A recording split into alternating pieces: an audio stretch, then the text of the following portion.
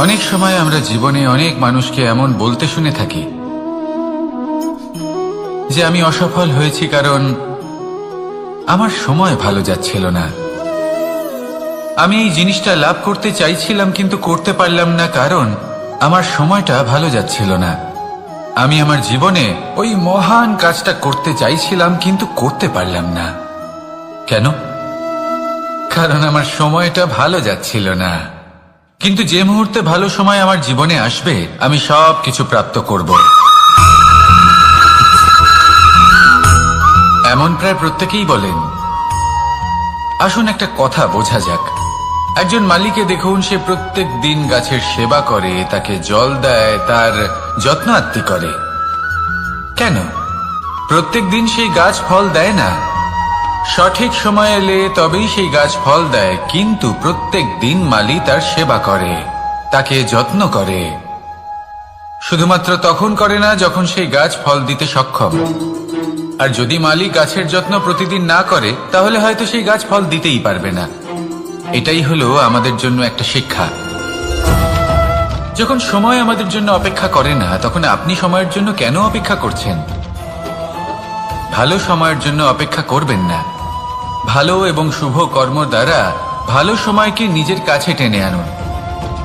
নিরন্তর কর্ম করুন, পরিশ্রম করতে থাকুন। শুভ সময় আপনা থেকেই আপনার কাছে আসবে। আসুন আমার সাথে ভালোবেসে বলুন, রাধা রাধা। এর জীবনে তিনটি গুণ অত্যন্ত প্রয়োজনীয়: শ্রদ্ধা, বিনম্রতা, যোগ্যতা। যদি জ্ঞান লাভ করতে চান তাহলে শ্রদ্ধার প্রয়োজন। যদি মান লাভ করতে চান তাহলে স্বভাবে বিনম্র হওয়া প্রয়োজন। আর যদি মনোবাঞ্ছিত স্থান লাভ করতে চান তাহলে যোগ্যতার প্রয়োজন। বিষয়টা সহজ। শ্রদ্ধা আপনাকে জ্ঞান দেবে, নম্রতা আপনাকে মান, আর যোগ্যতা উচিত স্থান দেবে। কিন্তু যদি আপনি এই তিনটি গুণ সম্মিলিত করেন তাহলে এমন কিছু লাভ করবেন যা এই সব কিছুর থেকে অনেক ঊর্ধ্বে। সম্মান। আর এ হলো সেই সম্মান যা প্রত্যেক মানুষের নিজের জীবনে লাভ করতে চেষ্টা করা উচিত। কারণ এই হলো সেই সম্মান যার কারণে আপনি চলে যাওয়ার পরেও এই সংসার আপনাকে ভালোবাসবে আর মনে রাখবে। আসুন আমার সাথে ভালোবেসে বলুন, রাধা রাধা। পাপ এবং পুণ্য, এই দুই হলো সংসারের এমন দুই বিন্দু যাকে কেন্দ্র করে এই সংসারের চক্র ঘুরতে থাকে। আমরা যদি কোনো কর্ম বিচার করি হয় পুণ্য নয় পাপের দৃষ্টিভঙ্গি দিয়ে, এটা হয় পুণ্য না হলে পাপ। কিন্তু এই পাপ এবং পুণ্য এই দুই নির্ভর করে প্রত্যেক মানুষের ওপর, তার চিন্তাধারা, তার পরিস্থিতির ওপর। ধরুন এমন একজন মানুষ যিনি অনেক দিন ধরে বনে পথ হারিয়েছেন। অনেক দিন হয়তো উনি কোনো খাবার খাননি। এবার এমন পরিস্থিতি চলে এসছে যে এবার যদি উনি খাবার না খান তাহলে হয়তো জীবিতই থাকবেন না। আর এমন অবস্থায় ওনার সামনে যদি কোনো প্রাণী আসে তাহলে তাকে শিকার করা, এটা কিন্তু তার কাছে পাপ নয়। এটা তো জীবিত থাকার একমাত্র উপায়। এটা তার কাছে পুণ্য সম। আর যদি আমি এমন একজন ব্যক্তির কথা বলি যিনি সরল, যিনি একটি সুখী, শান্ত, সুরক্ষিত জীবনযাপন করছেন, তার কাছে কিন্তু এটা পাপ। এইরকমই এই সংসারে ভিন্ন ভিন্ন পরিভাষা আছে পাপ এবং পুণ্যের। তার মধ্যে যদি আমি আপনাকে একটি সরল পরিভাষা দিই, সেটা হলো জীবনে যখনই কোনো কর্ম করবেন সেটা নিয়ে একটু ভেবে দেখুন যে এই যে কাজটা আমি করছি তার ফলে এই যে অন্য মানুষেরা আছেন এই সংসারে, তারা কি দুঃখ পাবেন? যদি তারা দুঃখ পান তাহলে সেটা পাপ। যদি আপনি এমন কোনো কর্ম করেন যার ফলে অন্যরা প্রসন্নতা লাভ করেন, তাদের মুখে হাসি ফুটে ওঠে, যদি তারা প্রেরিত হন, জীবনে সামনে এগোতে পারেন, তাদের বিকাশ হয়, তাহলে এটা হলো পুণ্য। তাই জীবনে সবসময় পুণ্য করতে থাকুন আর আমার সাথে ভালোবেসে বলুন, রাধা রাধা। মানুষের এই সংসারে জীবনযাপন করার জন্য কিছু জিনিসের প্রয়োজন পড়ে। এমন কিছু আবেগ, এমন কিছু বস্তু আছে যেগুলো তার প্রয়োজন হয়। কিন্তু সব থেকে বেশি যে জিনিসটা তার প্রয়োজন হয় সেটা হলো সম্মানের। আমাদের ভালো লাগে যখন কেউ আমাদের সম্মান করে। আমরা কাউকে সম্মান করলে তারও সেটা ভালো লাগে। কিন্তু আপনি দেখবেন যে সংসারে বেশিরভাগ মানুষ দুটি মাপদণ্ডের ভিত্তিতে সম্মান করেন, হয় বয়স দেখে করেন বা উপার্জন দেখে, অর্থাৎ সেই ব্যক্তি কতটা উপার্জন করেন। এবার ভেবে দেখুন, এটা আবশ্যক নয় কারোর বয়স যদি বেশি হয় তার বুদ্ধিও ততটাই বেশি হবে। আবশ্যক এটাও নয় যে কোনো ব্যক্তি যদি অত্যন্ত ধনী হন বা তার মনও নির্মল হবে বা তিনি সৎকর্ম করবেন বা এমন কোনো কর্ম করবেন যাতে উনি সম্মান লাভ করতে পারেন। হতে পারে উনি ধনী কিন্তু দুশ্চরিত্র। সেই জন্য বয়স বা উপার্জন দেখে কোনো ব্যক্তিকে সম্মান করবেন না, কর্ম দেখুন। যদি গভীরভাবে ভেবে দেখেন তাহলে দেখবেন যদি কোনো মানুষ কোনো সৎকর্ম করেন তাহলে তার প্রতি হৃদয় থেকে সম্মান জাগ্রত হয়। এটাই হলো সেই সম্মান যা অর্জন করতে হবে। বয়স আজ আছে, কাল আরো বৃদ্ধি পাবে। উপার্জন আজ আছে, কাল সেটা কমে যেতেও পারে। কিন্তু যদি আপনি নিরন্তর শুভকর্ম করতে থাকেন তাহলে আপনি মৃত্যুর পরেও অমর হয়ে থাকবেন। আসুন আমার সাথে ভালোবেসে বলুন, রাধা রাধা। অগ্নি, চতুর্থ তত্ত্ব, সব থেকে বেশি গুরুত্বপূর্ণ কিন্তু তার থেকেও বেশি ভয়াবহ। কখনো অগ্নিকে নিয়ন্ত্রিত রূপে উনুনে জ্বলতে দেখেছেন? এই অগ্নি আমাদের খাবার বানাতে সাহায্য করে, যা আমাদের শক্তি প্রদান করে। কিন্তু এই অগ্নি যখন বিচলিত হয়ে, অনিয়ন্ত্রিত হয়ে কোন বনের আগুন হয়ে ওঠে তখন মহা বিনাশ ঘটে যায়।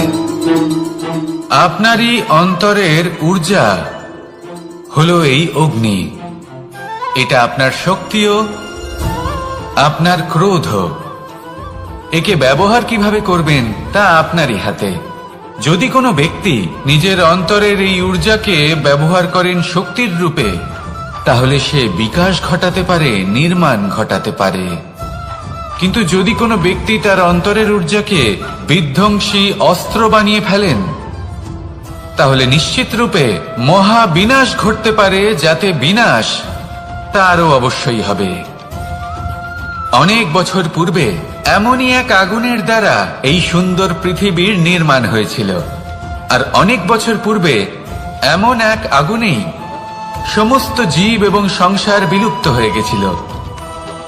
এবার আপনি আপনার অন্তরের ঊর্জা দ্বারা বিনাশ ঘটাতে চান নাকি নির্মাণ ঘটাতে চান, সেই সিদ্ধান্ত আপনারই। আসুন আমার সাথে ভালোবেসে বলুন, রাধা রাধা। বনস্পতি ফলনের জন্য আমাদের কিসের প্রয়োজন পড়ে? একটু ধরিত্রীর, একটু পরিশ্রমের, আর একটা বীজের। এবার যদি মানুষের কথা বলি তাহলে এখানে ধরিত্রী হলো মানুষের এই জীবন, যেখানে মানুষ নিজের ইচ্ছের ফল ফুল ফলন করতে চায়। পরিশ্রম হলো আমাদের কর্ম, আর বীজ হলো আমাদের নির্বাচন। আমাদের বেছে নিতে হবে যে আমরা কি বপন করব, আম নাকি খনি মনসা। এর মধ্যে আমরা কি পেতে চাই? রসালো ফলের ফলন চাই নাকি কাঁটার ফলন চাই, তা আমাদের উপর নির্ভরশীল। কিন্তু একটা কথা ঠিক, লক্ষ্য যেমনই হোক না কেন, জীবন যেমনই হোক না কেন, যদি আপনি লক্ষ্যের দিকে এগোতে থাকেন তাহলে কর্মের সাথে খামখেয়ালি আচরণ করতে পারবেন না। যদি আপনি এমন করেন তাহলে এটা আপনাকে একটা অনুচিত লক্ষ্যে পৌঁছে দেবে, সেটা কিন্তু নিশ্চিত। সবসময় এটা মনে রাখবেন, কর্মের সাথে খামখেয়ালি হবেন অর্থাৎ কর্মফলও আপনার সাথে খামখেয়ালি হবে। তাহলে নিষ্ঠার সাথে কর্ম করতে থাকুন আর নিজের লক্ষ্যকে প্রাপ্ত করুন। আর আমার সাথে ভালোবেসে বলুন, রাধা রাধা। কখনো কখনো এমন হয় আমরা আমাদের বাড়ির উঠোনে বীজ বপন করি আর তা বিকশিত হয় একটা সুন্দর বৃক্ষে। তার শাখাগুলি প্রতিবেশীর বাড়ি পর্যন্ত পৌঁছয়। ফলের বর্ষণ প্রতিবেশীর বাড়িতেও হয়ে থাকে। আর আমরা ভাবি গাছ আমরা উৎপন্ন করব আর ফল খাবেন আপনারা। এই কেমন কথা হলো? আপনাকে এই কথা বুঝতে হবে যে এসব হলো ভৌতিক বস্তু, সাংসারিক বস্তু। কখনো নিজের বাড়ির বাগানে ভালোবাসার গাছ বপন করে দেখুন। তার শাখাও প্রতিবেশীর বাড়ি পর্যন্ত পৌঁছবে, ফলের বর্ষণ সেখানেও হবে। কিন্তু সেই ফল চাইতে আপনাকে যেতে হবে না, সেই ফল দ্বিগুণ মাত্রায় আবার আপনার কাছেই ফিরে আসবে। তাই নিজের বাড়িতে আর নিজের মনে ভালোবাসার গাছ উৎপন্ন করুন। এই জীবন প্রসন্ন হয়ে বলবে, রাধা রাধা। অ দিয়ে অন্ত, আ দিয়ে আরম্ভ, এই দুইয়েরই রাশি সমান। যদি আপনি মন দিয়ে দেখেন তবে দেখবেন এদের সম্পর্ক খুবই নিবিড়। কিভাবে? যখন কোনো কিছু শুরু হয় এটা নিশ্চিত হয়ে যায় যে তা সমাপ্তও হবে। আরম্ভই যদি না হয় তা সমাপ্তও হবে না। যা আরম্ভ হয়েছে তার সমাপ্তি হলো অবশ্যম্ভাবী। এটাই হলো প্রকৃতির নিয়ম, একে এড়ানো যায় না। এবার এই কথা আমরা সকলে জানি। এবার মানুষ কি ভাবে যে সমাপ্তির পরে কি হতে পারে, এর উত্তর তাদের কাছে নেই। তাদের উচিত অন্য কোনো বিষয় ভাবা যা বেশি গুরুত্বপূর্ণ। এবার মানুষ এটা জানে না যে মৃত্যুর পরে কি হতে পারে, কিন্তু এই কথা অবশ্যই জানে যে জন্ম থেকে মৃত্যু পর্যন্ত এই সময়, যাকে আমরা জীবন বলে থাকি, এই সময় আমরা কর্ম করতে পারি। এই কথা তো আমরা জানি। তাহলে এমন কি কর্ম করা যেতে পারে যা আমাদের সমাপ্তির পরও আমাদের প্রাসঙ্গিক করে রাখতে পারে, এই বিষয়ে ভাবা উচিত। যে জন্মগ্রহণ করেছে তার মৃত্যু হবেই, এটা সাধারণ বিষয়। কিন্তু ইতিহাস আজও সেই সকল মানুষজনকে স্মরণ করেন যাদের এই সংসার তাদের মৃত্যু নয়, বরং তাদের জীবনকালে যে কর্ম তারা করেছেন তার দ্বারা মনে রাখেন। সেই কর্মের কারণে এই সংসারে তাদের নাম, তাদের কর্ম, তাদের ব্যক্তিত্ব, তাদের কীর্তি অমর হয়ে থাকে এবং থাকবে। আপনার কাছে এতটা সময় নেই যতটা আপনার মনে হচ্ছে আপনার কাছে আছে। সেই জন্য যত শীঘ্র সম্ভব শ্রেষ্ঠ কর্ম করুন, যতটা পারবেন ততটা অধিক সুকর্ম করুন। এই সংসারে নিজেকে অমর করে তুলুন আপনার মৃত্যুর পরেও। আর আমার সাথে ভালোবেসে বলুন, রাধা রাধা। ওমা, এ কি? আমি কখন থেকে এখানে অপেক্ষা করছি, হাত পেতে দাঁড়িয়ে রয়েছি যাতে একটা ফল আমার হাতে এসে পড়ে এবং সেটা আমি খেতে পারি। কখন থেকে অপেক্ষা করছি, কিন্তু সেটা হচ্ছেই না। এবার আপনি বলবেন যে এসব কি বলছি, এ কি অদ্ভুত কথা বলছি। যদি ফল খেতে হয় তাহলে আমাকে বৃক্ষে চড়তে হবে, ফলের কাছে পৌঁছতে হবে, তবেই তো ফল পাবো। এবার এটা অত্যন্ত সহজ ব্যাপার, কিন্তু এই বিষয়টা আপনি নিজের জীবনের প্রসঙ্গে ভেবে দেখুন। লক্ষ্য কোথায় আছে আপনি জানেন, সেই লক্ষ্যে পৌঁছানোর পথ কি সেটাও আপনি জানেন, সেই পথে চলার ক্ষমতাও আপনার রয়েছে, কিন্তু তাও আপনি নিজের লক্ষ্য লাভ করতে পারছেন না। কেন? কারণ আপনি অপেক্ষা করছেন যে লক্ষ্য আপনার সামনে চলে আসবে, কিন্তু তা হয় না। লক্ষ্য সে যাই হোক না কেন, ধন হোক, প্রেম হোক, কোনো সম্মান হোক বা মোক্ষ হোক, যদি আপনি তার দিকে অগ্রসর না হন তাহলে ফল প্রাপ্তি অসম্ভব ব্যাপার, তা কোনোদিনই হবে না। সেই জন্য আপনার চোখের সামনে আপনি যদি নিজের লক্ষ্যকে দেখতে পান তাহলে উঠুন এবং সেই দিকে অগ্রসর হতে শুরু করুন। নিজের অন্তরের সকল অশুভ গুণ দূর করুন, অলসতা ত্যাগ করুন, অজ্ঞানতা ত্যাগ করে দিন এবং চলতে থাকুন। অবশ্যই মনোবাঞ্ছিত ফল লাভ করতে পারবেন। মনে রাখবেন, চলতে থাকলে তবেই লক্ষ্য প্রাপ্তি হবে। অপেক্ষার দ্বারা শুধুমাত্র মৃত্যু লাভ হবে। আসুন আমার সাথে ভালোবেসে বলুন, রাধা রাধা। পাখি কখন জন্ম নেয়, কখন উড়তে শেখে, কখন বাসা বানাতে শেখে, কখন নিজের মৃত্যু লাভ করে, এসব আমাদের মধ্যে কেউ জানি না। কিন্তু পাখি একটা কথা খুব ভালো করে জানে, যে এই সংসারেও যা কিছুই করুক না কেন, এই সংসারের ওকে নিয়ে কিচ্ছু যায় আসে না। এবার আমরা কি করি? কোনো কাজ করার আগে আমরা এটা ভাবি যে এই সংসার যদি আমাকে দেখে ফেলে তাহলে কে জানে এই সংসার কি ভাববে, আমার প্রতিচ্ছবি কেমন তৈরি হবে কে জানে, কে জানে কি হবে আদি ইত্যাদি। এই সব ভাবনায় আমরা মগ্ন হয়ে যাই।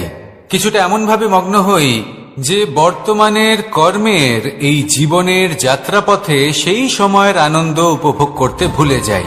এবার দেখুন একটা পাখি কি করে, ওর কর্ম হলো গান গেয়ে চলা। ওই পাখি গেয়ে চলে। কেউ ওর গান শুনুক বা না শুনুক, কেউ আদৌ শুনছে কিনা সেই বিষয়টা নিয়ে সেই পাখির কিছুই যায় আসে না। সেই পাখি নিজের কর্ম করতে থাকে। হয়তো সেই জন্যই আপনি কখনো কোনো পাখিকে কাঁদতে দেখবেন না। এরকমই আপনাকে নিজেকে গড়ে তুলতে হবে। প্রথমে নিজেকে জিজ্ঞেস করুন, এই যে কর্ম আমি করতে চলেছি সেটা কি উচিত? যদি আপনার মনে হয় সেটা উচিত, তাহলে সেটা প্রমাণ করুন। এটা ভাববেন না যে এই সংসার কি ভাববে। আসুন আর আমার সাথে ভালোবেসে বলুন, রাধা।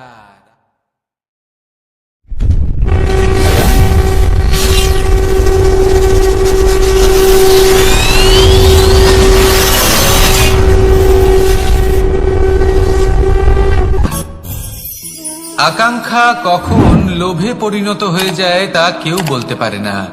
এবার তার পরিণাম কি হতে পারে তাও আমরা কেউ জানি না। আজ আমি আপনাকে বলছি, কোনো ব্যক্তি সব থেকে বেশি ক্ষতির সম্মুখীন তখনই হয় যখন সে এটা মনে করে যে সে সব থেকে বেশি সুরক্ষিত স্থানে রয়েছে। সে ভাবে যে সে সেখানে সুরক্ষিত রয়েছে।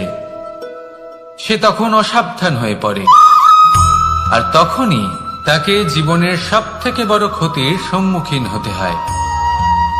নিঃস্ব হয়ে যাওয়ার পরিস্থিতি কোনো মানুষের জীবনে তখনই আসে যখন তার কাছে প্রচুর সম্পত্তি থাকে এবং সে তার থেকেও অনেক বেশি সম্পত্তি অর্জন করতে চায়। সেই অনেক বেশি সম্পত্তি অর্জন করার চেষ্টায় সে এমন কিছু করে বসে যার ফলে তাকে সমস্ত সম্পত্তি হারাতে হতে পারে। একজন রচনাকার নিজেই নিজের প্রতিভা একদম শেষ করে দিতে পারে যখন সে অনেকগুলো কাজ নিজের কাঁধে নিয়ে নেয়। একটা গুরুত্বপূর্ণ কথা সবসময় মনে রাখবেন, আজ আপনি যেখানেই থাকুন না কেন, যেমনই যে কোনো স্থানেই থাকুন না কেন, এর পেছনে আপনার আকাঙ্ক্ষার একটা বিশাল ভূমিকা রয়েছে। কিন্তু মনে রাখবেন, আপনাকে শিখতে হবে যে কখন আর কিভাবে নিজের উচ্চাকাঙ্ক্ষাগুলিকে লাগাম পরাতে হবে, কারণ এটা অত্যন্ত আবশ্যক। তাই আসুন আর আমার সাথে ভালোবেসে বলুন, রাধা রাধা। রাত্রে আমরা সুখ নিদ্রা লাভ করি, আমরা স্বপ্ন দেখি, ভবিষ্যতের পরিকল্পনা করি, খুব ভালো লাগে। সকালে যখন চোখ খুলি নিদ্রা ভঙ্গ হয়, স্বপ্ন সেইখানেই ভেঙে যায়, আর তারপর আমরা আমাদের রোজকার জীবন যাপন করি। স্বপ্ন হয়তো মানুষ রাতের বেলায় দেখেন, কিন্তু সেটাকে সার্থক দিনের বেলাতেই করতে হয়। রাতে মধুর বাতাসের নিচে কোমল শয্যায় শুয়ে মাতার গলায় মিষ্টি গান শুনতে শুনতে নিদ্রায় আচ্ছন্ন হওয়া, স্বপ্ন দেখা, ভবিষ্যতের পরিকল্পনা করা বড়ই সরল।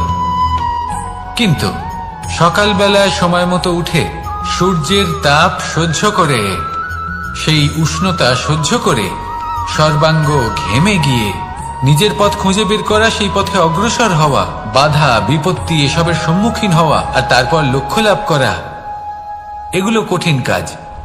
এ হলো অত্যন্ত কঠিন কাজ। যদি আপনি চান যে স্বপ্ন আপনি দেখেছেন তা সত্যি হোক, তাহলে দিনের বেলায় আপনাকে বেরিয়ে কর্ম করতেই হবে, পরিশ্রম করতেই হবে। মনের এই চক্ষু দিয়ে স্বপ্ন দেখা সম্ভব, কিন্তু যদি আপনি বুঝতে পারেন যে এই স্বপ্নই হলো আপনার লক্ষ্য, তাহলে তাকে সার্থক করতে শুধুমাত্র পরিশ্রম দ্বারাই করতে হবে। তাহলে পরিশ্রম করুন আর আমার সাথে ভালোবেসে বলুন, রাধা রাধা।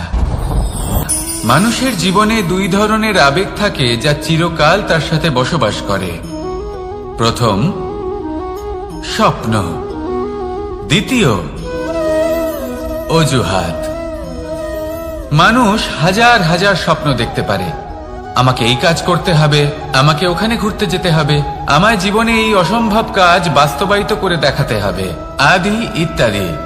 এবার ঠিক যেমন স্বপ্ন দেখেন, সেইভাবে অজুহাতও খুঁজে নিয়ে আসেন। আমি এই স্বপ্ন পূরণ করতে পারলাম না, কারণ আমাকে কেউ সাহায্যই করলো না, কারণ আমি দুর্বল হয়ে পড়েছিলাম, কারণ আমার কাছে সময়ই ছিল না, আদি ইত্যাদি। এবার সাফল্য এবং অসফলতার মাঝখানে এই ধরনের সংঘর্ষ হতে থাকে। সাফল্য তখন লাভ করা সম্ভব যখন আপনার স্বপ্ন আপনার অজুহাতের থেকে অনেক বড় হয়। আর অসফলতা তখন পাবেন যখন আপনার অজুহাত আপনার স্বপ্নের থেকে অনেক বড় হয়। আপনি যদি সাফল্য লাভ করতে চান তাহলে চেষ্টা করতে থাকুন, পরিশ্রম করুন। যদি অসফল হন তাহলে ভয়ভীত হওয়ার কোনো প্রয়োজন নেই। নিজের ভুল বুঝুন, তাকে শুধরে নিন, আবার চেষ্টা করুন। কিন্তু যদি নিজের জীবনে অজুহাত নিয়ে আসেন তখন স্বপ্ন কখনো পূরণ হবে না। আসুন আমার সাথে ভালোবেসে বলুন, রাধা রাধা। ভয়ের সাথে আমরা সবাই পরিচিত, কষ্টও আমরা সবাই পেয়েছি। কখনো কখনো আমরা অসুস্থ হয়ে পড়ি, আর এমন সময় হলে মাতার মমতা, কখনো বাবার স্নেহ, কখনো বন্ধুদের পাশে থাকার অনুভূতি আমাদের রোগ নিরাময়ে সাহায্য করে। কখনো যদি আমরা নিরাশ হয়ে পড়ি, তখন যদি আমাদের কোনো আপনজন আমাদের দুটো ভালো কথা বলে, তখন আমাদের মনোবল বেড়ে যায়। ঠিক তেমন সংসারের এই রঙ্গমঞ্চে যদি আপনি পীড়িত অনুভব করেন, কিছু শুভ কথা আলোচনা করুন, কিছু স্তুতি গান করুন, কিছু মুহূর্তের জন্য হলেও নিজের ইষ্টদেবের কথা স্মরণ করুন আর প্রার্থনা করুন। সাহস বাড়বে, শক্তিও বৃদ্ধি পাবে এবং সামনে এগিয়ে চলার পথও দেখতে পাবেন। তখন এই মন প্রসন্ন হয়ে বলবে, রাধা রাধা। কখনো কখনো অন্ধকারের সাথে লড়াই করার জন্য আমরা প্রদীপ জ্বালাই। এতে প্রথমে সলতে রাখি, তারপর তেল ঢালি, তারপর আগুন জেলে এটা প্রজ্বলিত করি। তারপর একটা সময় আসে যখন এই প্রদীপ নিভে যায়। কারণটা কি? কারণ কি এটা যে প্রদীপের প্রকাশমান হওয়ার ক্ষমতা সমাপ্ত হয়েছে? না, এই যে আগুন আমরা দেখতে পাচ্ছি, এই আগুনের জন্য যে শক্তির প্রয়োজন হয় তা আসে এই তেল থেকে। যদি এই তেল সমাপ্ত হয়ে যায় তাহলে এই প্রকাশ তাও সমাপ্ত হয়ে যায়। আর আমাদের জীবনে এই তেল হলো আমাদের কর্ম, আর এই আগুন আর এর দ্বারা উৎপন্ন হওয়া প্রকাশ আমাদের ভাগ্য। যত আমাদের কর্ম ক্ষীণ হতে থাকবে, আমাদের ভাগ্য সৌভাগ্য কোথাও না কোথাও লুপ্ত হয়ে যাবে। যে উজ্জ্বল ভবিষ্যৎ আমরা চাইছি তা কখনো লাভ করতে পারবো না যদি কর্ম না করি। ঠিক যেমন তেল ছাড়া অগ্নি উৎপন্ন হয় না, তেমনি কর্ম ছাড়া সৌভাগ্য হয় না। আর যেমন কর্ম তেমন ভাগ্য। তাই সবসময় কর্ম করতে থাকুন, কর্ম করা থামাবেন না। আর আমার সাথে ভালোবেসে বলুন, রাধা রাধা। জীবনে তিনটি বিষয় আছে, তিনটি বস্তু আছে, তারা যেন আপনাকে কখনো বশে না করে নিতে পারে। প্রথম হলো ধন। ধন যতক্ষণ আপনি ব্যবহার করতে থাকেন, যতক্ষণ তা আপনার কাজে আসছে, ততক্ষণ ঠিক আছে, এই ধন আপনার কাছে অমৃত। কিন্তু যখন এই ধন আপনাকে ব্যবহার করতে শুরু করে, বুঝে যাবেন যে আপনার পতনের সময় শুরু হয়েছে। দ্বিতীয় বিষয়, ফেলে আসা অতীত। যাই করুন, আপনি অতীত পাল্টাতে পারবেন না, আর এই সত্যিটা আপনিও জানেন। কিন্তু তাও এর বশবর্তী আমরা হয়ে পড়ি। আর যখন তাই হয়, তখন এই সংসারে আমরা যেখানেই যাই না কেন, যত বড়ই সুখ লাভ করি না কেন, সেই সব আমাদের কাছে তিক্ত বলে মনে হয়। তৃতীয় বিষয়, আপনার আশেপাশের মানুষ ভিন্ন ভিন্ন ধরনের মানুষ হয়, যাদের চিন্তা ভাবনা এবং দৃষ্টিভঙ্গি ভিন্ন ভিন্ন প্রকারের। যদি এদের বশবর্তী আপনি হয়ে পড়েন, তাহলে কেউ বলবে এটা করো, এটা ভালো। কেউ বলবে এটা করো না, ওটা করো, ওটা ভালো কাজ। কেউ বলবে এই দুটোই করো না, অন্য কিছু করো। এই কথাগুলিতে আপনি এতটাই জড়িয়ে পড়বেন যে আপনি লক্ষ্য ভ্রষ্ট হয়ে পড়বেন। তাই এই তিন বিষয় থেকে সাবধানে থাকবেন। যদি কোনো কিছু বশ করতে হয়, তাহলে আপনাকে বশ করতে হবে আপনার আজকে, নিজের বর্তমানকে। এটা খুব প্রয়োজনীয়। এটা ভাববেন যে এই সময়ের সদ্ব্যবহার আমি কিভাবে করব, সময়কে শাসন কিভাবে করব, ওই কর্ম কিভাবে করব যাতে ভবিষ্যতে কখনো আমার আফসোস না হয়, বরং এই সংসার আমাকে নিয়ে গর্ব করবে, সেই কর্ম করুন। আর যখন আপনি এটা শিখে নেবেন, তখন আপনি নিজেই নিজেকে প্রকৃত অর্থে ভাগ্যশালী করে তুলবেন। আসুন আমার সাথে ভালোবেসে বলুন, রাধা রাধা। অনেক সময় আমরা কারোর নীরবতাকে তার দুর্বলতা ভেবে বসি। হতেই পারে সেই ব্যক্তি উত্তর দিতে চাইছেন না, হতে পারে অন্য কোনো কারণ আছে যা আমরা বুঝতেই পারছি না। সেই জন্য তাকে দুর্বল ভেবে নেওয়া অনুচিত। দেখতে গেলে এই বিশাল সমুদ্র এও কিন্তু নীরব, শান্ত হয়। কিন্তু যখন সে রুদ্র মূর্তি ধারণ করে তখন কি হয়? সমগ্র সংসারকে বিনাশের পথে নিয়ে যায় এই সমুদ্র, প্রলয় সৃষ্টি করে। সেই জন্য কারোর সহ্য শক্তিকে দুর্বলতা বলে মনে করবেন না। কারণ যদি এই নীরবতা নিজেকে ভেঙে বেরিয়ে আসে, তাহলে তা বিনাশের সমস্ত সীমা পার করে যেতে পারে। তাই এই নীরবতাকে সবসময় বুঝুন, সবসময় একে সম্মান করতে শিখুন, আর আমার সাথে ভালোবেসে বলুন, রাধা রাধা। কখনো কোনো চাতক পাখিকে দেখেছেন?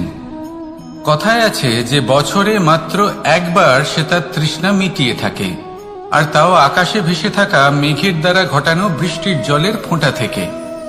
আর কোথাও থেকে সে তার তৃষ্ণা পূরণ করে না। সারা বছর সে নিদারুণ গরম সহ্য করে, তীব্র শীতও সহ্য করে, শুধু এই আশা নিয়ে যে বছরে একবার অন্তত সেই মেঘের ঘন ঘটা হবে, বৃষ্টি হবে, আর সে তার তৃষ্ণা নিবারণ করবে। এটা আসলে কি? এটা আসলে বিশ্বাস। সেই বিশ্বাস যে বছরে একবার সেই মেঘ আসবে তৃষ্ণা নিবারণ করতে। যেমন দেখুন, একটা সূর্যমুখী ফুল সারা রাত অন্ধকারের সাথে যুদ্ধ করে, কারণ তার বিশ্বাস যে ভোরবেলায় সূর্য তাকে অবশ্যই দর্শন দেবেন। সেটাও বিশ্বাস ছিল যার উপর ভরসা করে মনু একটা নৌকা নিয়ে বেরিয়ে পড়েছিলেন এবং সমস্ত সৃষ্টিকে প্রলয়ের হাত থেকে বাঁচিয়েছিলেন। সেটাও ছিল ভালোবাসার প্রতি বিশ্বাস, যার উপর ভরসা করে বানর এবং ভাল্লুক সেনা নিয়ে শ্রীরাম আক্রমণ করেছিলেন সমস্ত বরদানপ্রাপ্ত অসুরগণ এবং রাক্ষসগণের লঙ্কায় এবং জয় লাভ করেছিলেন। এই বিশ্বাসই হল এই বিশ্বের আশা। বিশ্বাস রাখুন যে আপনি হলেন সর্বশ্রেষ্ঠ এবং শুধুই নিজের কর্ম করতে থাকুন। এই বিশ্বাসের আশাই আপনাকে প্রতি মুহূর্তে বল প্রদান করবে। এ হলো আমার বিশ্বাস। আসুন আর আমার সাথে ভালোবেসে বলুন, রাধা রাধা। যোগাসন। যোগাসনে আসন অত্যন্ত গুরুত্বপূর্ণ।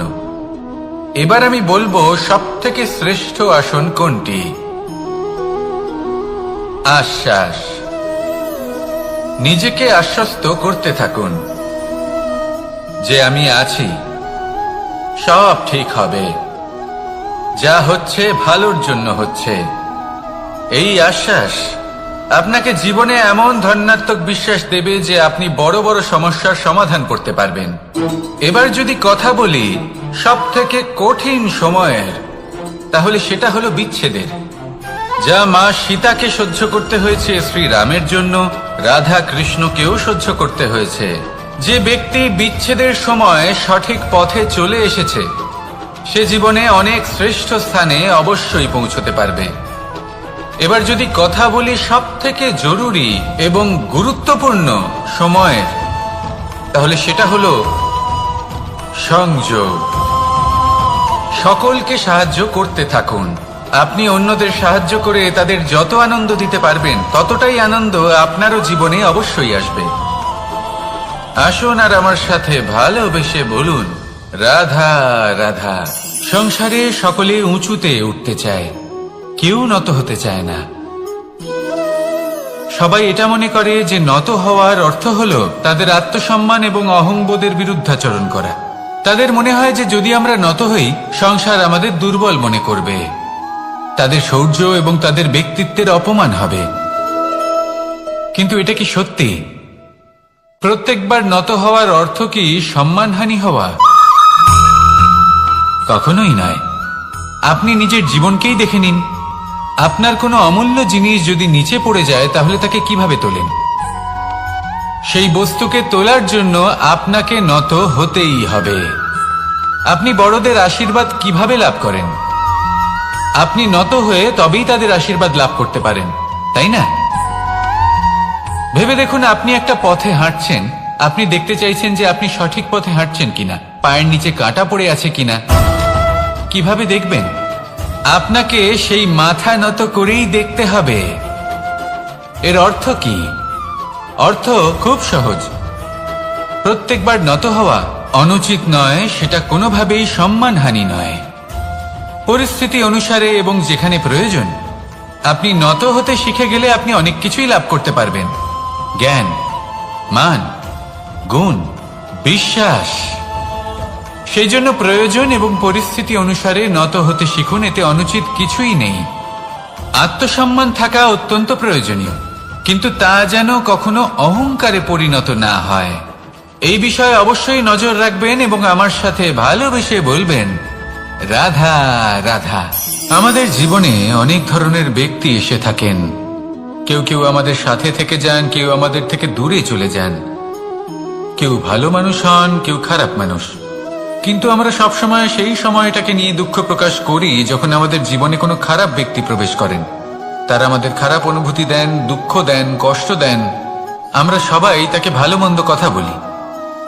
কিন্তু কেন? এমন বিভিন্ন ধরনের মানুষ, খারাপ মানুষ, ভালো মানুষ সবার জীবনেই আসেন এবং সকলকেই একটা অমূল্য শিক্ষা দান করে যান। এবার আপনি নিজেই ভেবে দেখুন, জীবনে যখন প্রথমবার আপনি আগুন স্পর্শ করেছিলেন তখন আপনি একটা শিক্ষা লাভ করেছিলেন যে আমাকে আগুনের থেকে একটু দূরে থাকতে হবে। তারপর আস্তে আস্তে আপনি শিখলেন যে কিভাবে এই আগুনকে নিয়ন্ত্রণে রাখতে হবে। তারপর আপনি শিখলেন যে কিভাবে নিজের জীবনে তাকে প্রয়োগ করতে হবে, তা সে অন্ধকারে প্রকাশ লাভ করার জন্য হোক বা খাবার বানানোর জন্য। সেইভাবেই কোনো খারাপ ব্যক্তি যখন আপনার জীবনে আসে কোনো শিক্ষা দিয়ে যান, তার প্রতি কৃতজ্ঞ থাকুন। তার বিষয় খারাপ ভাবার বা খারাপ অনুভূতি নিয়ে থাকার কোনো প্রয়োজন নেই। সেই শিক্ষা লাভ করুন, ইতিবাচক মনোভাব নিয়ে জীবনের সামনে এগোতে থাকুন। কেউ নেই যিনি আপনাকে বাধা দিতে পারেন। আসুন আমার সাথে ভালোবেসে বলুন, রাধা রাধা। অনেক সময় আমরা জীবনে অনেক মানুষকে এমন বলতে শুনে থাকি যে আমি অসফল হয়েছি কারণ আমার সময় ভালো যাচ্ছিল না। আমি এই জিনিসটা লাভ করতে চাইছিলাম কিন্তু করতে পারলাম না কারণ আমার সময়টা ভালো যাচ্ছিল না। আমি আমার জীবনে ওই মহান কাজটা করতে চাইছিলাম কিন্তু করতে পারলাম না। কেন? কারণ আমার সময়টা ভালো যাচ্ছিল না। কিন্তু যে মুহূর্তে ভালো সময় আমার জীবনে আসবে আমি সব কিছু প্রাপ্ত করব। এমন প্রায় প্রত্যেকেই বলেন। আসুন একটা কথা বোঝা যাক। একজন মালিকে দেখুন, সে প্রত্যেক দিন গাছের সেবা করে, তাকে জল দেয়, তার যত্ন আত্তি করে। কেন? প্রত্যেক দিন সেই গাছ ফল দেয় না। সঠিক সময় এলে তবেই সেই গাছ ফল দেয়, কিন্তু প্রত্যেক দিন মালি তার সেবা করে, তাকে যত্ন করে। শুধুমাত্র তখন করে না যখন সেই গাছ ফল দিতে সক্ষম। আর যদি মালি গাছের যত্ন প্রতিদিন না করে তাহলে হয়তো সেই গাছ ফল দিতেই পারবে না। এটাই হলো আমাদের জন্য একটা শিক্ষা। যখন সময় আমাদের জন্য অপেক্ষা করে না তখন আপনি সময়ের জন্য কেন অপেক্ষা করছেন? ভালো সময়ের জন্য অপেক্ষা করবেন না। ভালো এবং শুভ কর্ম দ্বারা ভালো সময়কে নিজের কাছে টেনে আনুন। নিরন্তর কর্ম করুন, পরিশ্রম করতে থাকুন। শুভ সময় আপনা থেকেই আপনার কাছে আসবে। আসুন আমার সাথে ভালোবেসে বলুন, রাধা রাধা। জীবনে এমন কিছু কাজ রয়েছে যা আমাদের কখনোই করা উচিত নয়, যেমন আশা করা। যদি আপনি আশা করেন আর আপনার আশা পূর্ণ না হয় আপনি খুবই কষ্ট পাবেন। এবার আপনি যদি প্রতীক্ষা করেন, করতেই থাকেন, আর সেই ব্যক্তি যদি না আসে তাহলেও খুব কষ্ট পাবেন। আর হলো তুলনা। আপনি যদি তুলনা করতে যান তাহলে এটাই ভাববেন যে হয় আমি বা অন্য কোনো ব্যক্তি, এই দুজনের মধ্যে কোনো এক ব্যক্তি নিকৃষ্ট। আর এই ভাবনাটাই হলো অনুচিত। যদি আমরা কথা বলি সেই সব বিষয়ে যা আমাদের করা উচিত, যেমন পরীক্ষা। এই পরীক্ষা সবসময় আমাদের আরো সফল করে তোলে, আরো শ্রেষ্ঠ করে তোলে, আরো উৎকৃষ্ট করে তোলে। আসন্ন মহাসংগ্রামের জন্য আমাদের প্রস্তুত করে তোলে এই পরীক্ষা। তাই এই পরীক্ষার থেকে কখনোই পালাবেন না, এর সম্মুখীন হন। আর হলো কর্ম। কর্ম করা কখনোই বন্ধ করবেন না। তুলনা করার বদলে কর্ম করুন, প্রতীক্ষা করার বদলে কর্ম করুন, আর আশা করার বদলে কর্মই করুন। জীবন সফল হয়ে যাবে। দেখুন, সবার শেষে সত্যি বলতে এই কর্ম আর এই পরীক্ষা, এই দুই আমাদের জীবনকে সুখী করে তুলতে পারে। আসুন আর আমার সাথে ভালোবেসে বলুন, রাধা রাধা। আমি অনেক সংখ্যক মানুষকে দেখেছি, তাদের কাছে অত্যাধিক জ্ঞান আছে, শিল্প আছে, ধন আছে, কীর্তি আছে, কিন্তু তারা এই সবকিছু নিজেদের কাছেই রাখেন, এই সমাজে বিতরণ করেন না। কারণ হলো ভয়। ওনাদের মনে হয় যে যদি আমি এই সব কিছু সমাজে বিতরণ করি, তাহলে সমাজ আমার শিল্প হোক, ধন হোক, জ্ঞান হোক, কীর্তি হোক, সবকিছু চুরি করে নিয়ে যাবে, আর তার বদলে আমি কিছুই পাবো না। এটা কিন্তু সত্য নয়। সত্য হলো এটাই যে যদি আপনি নিজেকে এই সংসারের প্রতি সমর্পিত করেন, তাহলে এই সংসার আপনার প্রতিও সমর্পিত থাকবে। আপনি শুধু ধন, জ্ঞান, কীর্তি, সম্মান পাবেন তাই নয়, বরং এই সমাজ আপনাকে নিজের চোখে হারাবে, মনের মধ্যে স্থান দেবে। তাই এই ভয় ত্যাগ করে দেখুন কিভাবে এই সমাজ আপনাকে প্রেম সমর্পণ করে। আসুন আমার সাথে ভালোবেসে বলুন, রাধা রাধা। মানুষের এই সংসারে জীবনযাপন করার জন্য কিছু জিনিসের প্রয়োজন পড়ে। এমন কিছু আবেগ, এমন কিছু বস্তু আছে যেগুলো তার প্রয়োজন হয়, কিন্তু সব থেকে বেশি যে জিনিসটা তার প্রয়োজন হয় সেটা হলো সম্মানের। আমাদের ভালো লাগে যখন কেউ আমাদের সম্মান করে। আমরা কাউকে সম্মান করলে তারও সেটা ভালো লাগে। কিন্তু আপনি দেখবেন যে সংসারে বেশিরভাগ মানুষ দুটি মাপদণ্ডের ভিত্তিতে সম্মান করেন, হয় বয়স দেখে করেন বা উপার্জন দেখে, অর্থাৎ সেই ব্যক্তি কতটা উপার্জন করেন। এবার ভেবে দেখুন, এটা আবশ্যক নয় কারোর বয়স যদি বেশি হয় তার বুদ্ধিও ততটাই বেশি হবে। আবশ্যক এটাও নয় যে কোনো ব্যক্তি যদি অত্যন্ত ধনী হন বা তার মনও নির্মল হবে বা তিনি সৎকর্ম করবেন বা এমন কোনো কর্ম করবেন যাতে উনি সম্মান লাভ করতে পারেন। হতে পারে উনি ধনী কিন্তু দুশ্চরিত্র। সেই জন্য বয়স বা উপার্জন দেখে কোনো ব্যক্তিকে সম্মান করবেন না। কর্ম দেখুন। যদি গভীরভাবে ভেবে দেখেন তাহলে দেখবেন যদি কোনো মানুষ কোনো সৎকর্ম করেন তাহলে তার প্রতি হৃদয় থেকে সম্মান জাগ্রত হয়। এটাই হলো সেই সম্মান যা অর্জন করতে হবে। বয়স আজ আছে, কাল আরো বৃদ্ধি পাবে। উপার্জন আজ আছে, কাল সেটা কমে যেতেও পারে। কিন্তু যদি আপনি নিরন্তর শুভকর্ম করতে থাকেন তাহলে আপনি মৃত্যুর পরেও অমর হয়ে থাকবেন। আসুন আমার সাথে ভালোবেসে বলুন, রাধা রাধা। আমাদের জীবনে আমরা যখনই এমন কোনো মানুষের সাথে পরিচিত হই যে বয়সে, পদে এবং আর্থিক দিক থেকে আমাদের থেকে পিছিয়ে, তখন আমরা সবাই খুব হীন নজরে তাদের দিকে দেখি। মনেই করি না যে সেই ব্যক্তির নিজস্ব একটা অস্তিত্ব রয়েছে, তার নিজেরও একটা মাহাত্ম্য রয়েছে। আমাদের মনেই হয় না যে আমাদের সামনে দাঁড়িয়ে থাকার যোগ্যতা আছে তাদের। চলুন আপনাকে একটা প্রশ্ন করি, শূন্যের নিজস্ব মূল্য কোথায়? আপনি বলবেন কিছুই না। শূন্যের আবার নিজস্ব মূল্য কোথায়? কিন্তু যখন এই শূন্যই কোনো সংখ্যার সাথে এসে যুক্ত হয়ে যায়, কোনো অঙ্কের সাথে এসে যুক্ত হয়ে যায়, তখন তার মূল্য অনেক গুণ বৃদ্ধি পায়। অর্থাৎ এই শূন্যের মূল্য অবশ্যই আছে। আর আমাদের জীবনেও এমন কিছু ব্যক্তি থাকেন, তাদের দেখে মনে হয় যে এদের কোনো মূল্যই নেই। কিন্তু যখন এই ব্যক্তি কারোর সাথে এসে জুড়ে যান তখন তার মূল্য সেই ব্যক্তির বৃদ্ধি ঘটায়। এই সংসারে এমন কোনো ব্যক্তি নেই যার কোনো মূল্য নেই। যদি আমরা ধনুকের কথা বলি তাহলে তার জন্য একটি দড়ির প্রয়োজন হয় যেটি প্রত্যঞ্চা হিসেবে ব্যবহৃত হয়। যদি প্রত্যঞ্চা না থাকে তাহলে ধনুকের কোনো মূল্যই থাকে না।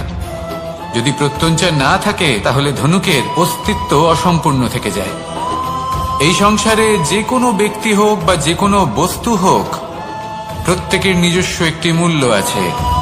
তার সম্মান করুন, সামনে অগ্রসর হন আর আমার সাথে ভালোবেসে বলুন রাধা রাধা।